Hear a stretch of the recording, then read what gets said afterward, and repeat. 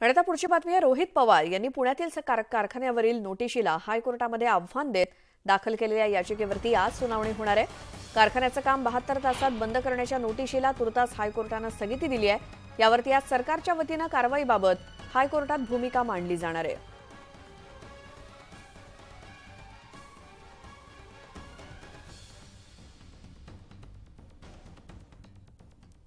नांदेडच्या शंकरराव चव्हाण शासकीय रुग्णालयामध्ये 24 रुग्णांचा मृत्यू झाल्यामुळे खळबळ माजली आणि या घटनेची शासनाने गंभीर दखल घेतली असून त्याची आरोग्य संचालकांकडून चौकशी केली जाणार आहे।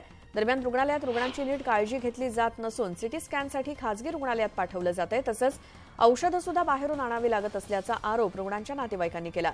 तर केवळ गंभीर रुग्णांचा मृत्यू झाला असून वैद्यकीय सेवेअभावी मृत्यू झाला नसल्याचा दावा रुग्णालय प्रशासनाने केलाय।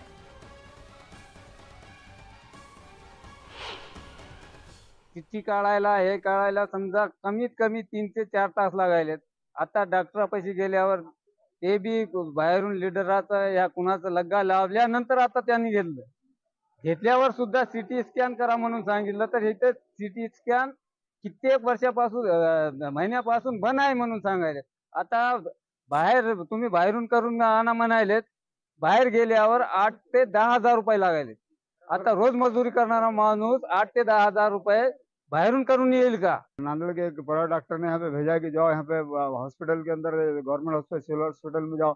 हम यहाँ पे आए, यहाँ पे हमको जो है घुमा रहे हैं, यहाँ पे वो डॉक्टर के पास जाओ, कोई बड़ा इधर जाओ, और वहाँ पे यहाँ एक सिटी स्कैन के मशीन के ऊपर हमारा बहुत बड़ा लोन है, हमारा बहुत उस पर खर्चा देना है बोल रहे।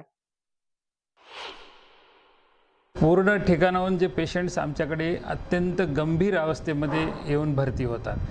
बऱ्याचदा याच्यामध्ये कसं की खाजगी रुग्णालयामध्ये शेवटच्या स्टेजला जे पेशंट असतात की ते आता तिथे वाचू शकत नाही किंवा गरिबीमुळे किंवा आर्थिक विवंचनेमुळे ते त्यांच्या ICU मध्ये रोजचे 2 ते 5 हजार रुपये भरू शकत नाही। मग ते सगळे पेशंट शेवटी आमच्याकडे येतात। अशा अत्यवस्थ रुग्णांना आमचे डॉक्टर लोक 24 तास शर्थीचे प्रयत्न करून वाचवण्यासाठी प्रयत्न करतात, पण प्रत्येक वेळेस रुग्ण हा औषधाला प्रतिकार देईल म्हणजे प्रतिसाद देईल हे असं नाही आहे। म्हणजे म्हणून असे गंभीर अवस्थेतील रुग्ण हे मृत्यू झालेले आहे।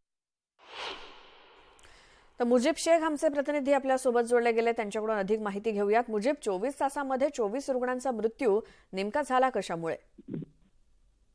या घटनेनंतर आपण पाहिलं की रुग्णालयातील ज्या उणीवा आहेत त्या प्रकर्षाने उघड झालेल्या आहेत।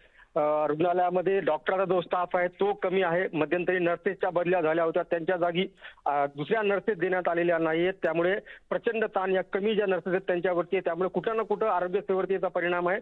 की रुग्णालय प्रशासनाकडून कितीही असा दावा करू द्या की रुग्णसेवेवरती परिणाम नाही, मात्र प्रकर्षाने आपण बघतो आहोत की रुग्णसेवेवरती याचा परिणाम निश्चितपणाने। याशिवाय ज्या मशिनरीज असतील, सिटी स्कॅन मशीन आहे ती बंद आहे, त्यासाठी लोकांना 8 ते 10 हजार रुपये बाहेर खर्च करावे लागतात। खरं तर शासकीय रुग्णालय असल्यामुळे इथे गरीब लोकांची जास्त गर्दी असते आणि त्यात त्यांना असा आर्थिक भूर्दंड भरावा लागतो। जे मृत्यू 24 तासात 24 झाले होते त्याच्यामध्ये आपण पाहिलं की 12 जे आहेत तर ते लहान मुलं आहेत, अर्भक आहेत, त्याच्यामध्ये 6 मुलं 6 मुली आहेत। आता डॉक्टरांचं म्हणणं असं आहे की जे अति गंभीर रुग्ण आहेत त्यांचाच मृत्यू झाला, मग हे जे मुलं आहेत जे आता जन्मले 2-4 दिवसाचे असतील, 8 दिवसाचे असतील, ते इतके गंभीर नेमके झाले कसे? या संपूर्ण प्रकरणाची आता चौकशी होणार आहे।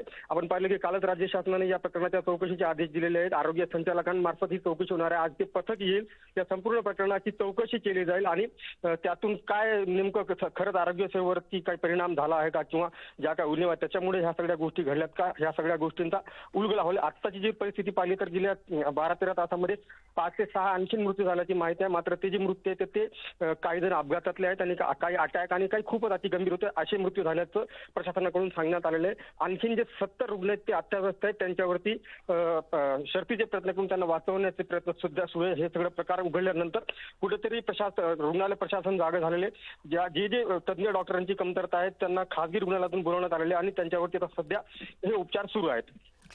धन्यवाद या सगळ्या माहितीसाठी मुजीब।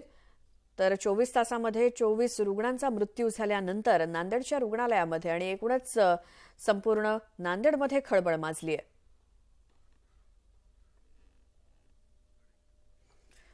पुढची बातमी जळगाव